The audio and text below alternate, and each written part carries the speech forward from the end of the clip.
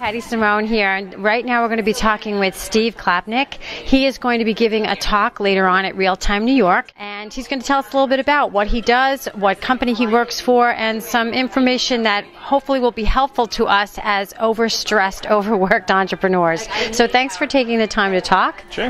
Hi.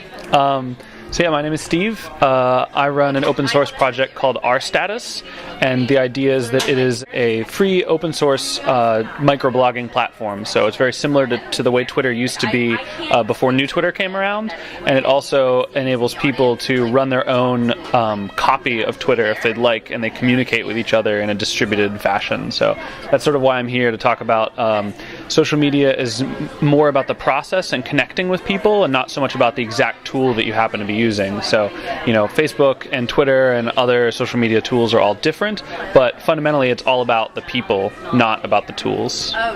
Yeah, I'm glad you're saying that, because I think some people are feeling very overwhelmed about, I got to have millions of friends and followers and all this other stuff, and it's like you said, you're bringing it down to what the core of it is connecting with people. Yeah, so it's sort of funny to be somebody else who's building yet another tool to be talking about how it doesn't really matter about tools, but there's a really great book by Gary Vaynerchuk, actually, his latest book. It's called The Thank You Economy. The whole core thesis is that he got the idea from this book from sitting on an airplane and talking to an old gentleman who was about 85 and had run a business, way back when he was young. And he said that he knew all of his neighbors, and so his business depended on knowing all those people individually and connecting with them in a real way. And so as time went on, we sort of went away from that. What social media is doing is bringing back those kinds of connections.